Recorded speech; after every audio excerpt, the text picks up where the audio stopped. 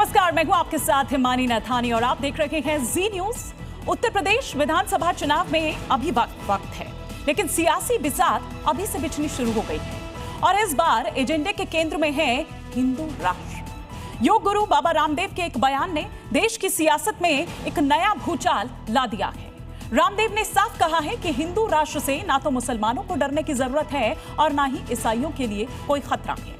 इतना ही नहीं, बाबा रामदेव ने मुसलमानों को एक नसीहत भी दी है। उन्होंने कहा कि चाहे जैसी टोपी पहनो, पगड़ी पहनो, बाबा के इस बयान पर अब घमासान छिड़ गया है। मुस्लिम धर्मगुरु इसे बांटने वाली राजनीति बना रहे हैं, तो वहीं हिंदू संतों का कहना है कि भारत मूल रूप से सनातन राष्ट्र ही है। योग गुरु बाबा रामदेव के इस बयान के बाद हिंदू राष्ट्र पर नया संग्राम छिड़ गया। रामदेव का कहना है कि हिंदू राष्ट्र मुसलमानों को डरने की जरूरत नहीं है, ना ये ईसाइयों के लिए खतरा है, ना इससे मुसलमानों को कोई दिक्कत होगी। हिंदू राष्ट्र बनाते बनाते रामदेव इससे एक कदम आगे बढ़ गए। मुसलमानों को नसीहत दे रहे हैं कि हिंदू राष्ट्र से घबराएं नहीं, कैसी भी टोपी पहने, पगड़ी पहने, लेकिन संस्कार पूर्वजों जैसा कर लें। रामदेव के इस बयान का जहां मुस्लिम धर्मगुरु विरोध कर रहे हैं, वही हिंदू धर्मगुरुओं का कहना है कि हिंदुओं का देश है और सनातन की मांग यही है कि भारत को हिंदू राष्ट्र बना देना चाहिए। मैं उनके इस बयान पर सहमत नहीं हूं कि भारत एक लोकतांत्रिक देश है, जमहूरी निजाम के तहत चलता है और यहाँ का जो संविधान है वो पूरी दुनिया में मिसाल के तौर पर पेश किया जाता है, नमूने अमल है। हिंदू राष्ट्र में मजहबी तड़का लगा तो उस पर सियासी तपिश भी बढ़ गई। कांग्रेस ने जहां सरकार की मंशा पर सवाल उठाए, वहीं सरकार की सहयोगी राष्ट्रीय लोकदल ने रामदेव के बयान का समर्थन किया है।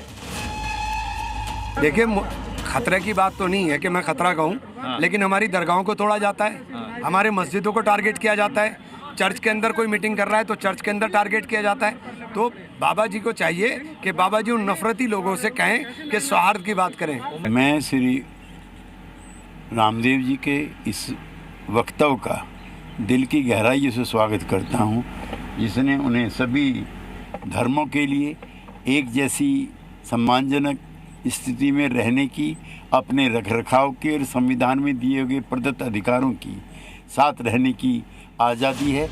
रामदेव के बयान पर कांग्रेस ने उन्हें कटघरे में खड़ा किया।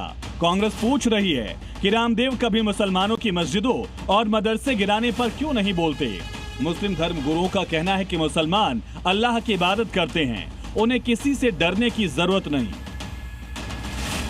इसका हम सब लोग हमेशा से उसकी मुखालफत करते आए हैं और अगर अपने मुल्क का माहौल बेहतर से बेहतर बनाना है तो उसके सबसे बेहतरीन शक्ल यही है कि सब लोग अपने अपने मज़हब पर अमल करते हुए तमाम दीगर मज़ाहिब की इज़्ज़त और एहतराम करें और इस तरीके के कंट्रोवर्शियल बयानात ना दिए जाएं। बिल्कुल सही है, हम सब आदम की औलाद है और हम सब आदमी है। दुनिया में जितने भी लोग बसते हैं सब आदमी है और बाबा आदम की औलाद है और वो अबुल बशर हैं, यानी तमाम इंसानों के बाप हम बशर हैं, लिहाजा बहुत अच्छी चीज है। ऐसा पहली बार नहीं जब किसी नेता ने भारत को हिंदू राष्ट्र बनाने की वकालत की हो। इससे पहले कई बार संघ प्रमुख मोहन भागवत भी कह चुके हैं, भारत एक हिंदू राष्ट्र है, लेकिन इसका मतलब ये नहीं कि यहाँ किसी समुदाय का विरोध किया जाए। लेकिन 2029 के चुनाव से पहले रामदेव के इस बयान के कई सियासी मायने निकाले जा रहे हैं। ब्यूरो रिपोर्ट, जी मीडिया। तो ये पहली बार नहीं है जब हिंदू राष्ट्र को लेकर कुछ इस तरह का बयान सामने आया हो, बल्कि इससे पहले भी कई बयान सामने आ चुके हैं। हम पूरा आपको सिलसिलेवार तरीके से बताते हैं कि 28 अगस्त 2025 जब मोहन भागवत, जो कि आरएसएस प्रमुख हैं, उन्होंने हिंदू राष्ट्र को लेकर ये बात कही, कहा कि भारत एक अखंड राष्ट्र और हिंदू राष्ट्र है। इनके अलावा मुख्यमंत्री योगी आदित्यनाथ, जिन्होंने 15 फरवरी 2023 में बयान दिया था कि यहाँ के हर नागरिक की सांस्कृतिक नागरिकता हिंदू है। इनके अलावा पंडित धीरेन्द्र कृष्ण शास्त्री, जो कि पीठाधीश्वर हैं बागेश्वर धाम के, आपको याद होगा जनवरी 2026 इसी साल उन्होंने क्या बयान दिया कि तुम मेरा साथ दो, मैं तुम्हें हिंदू राष्ट्र दूंगा।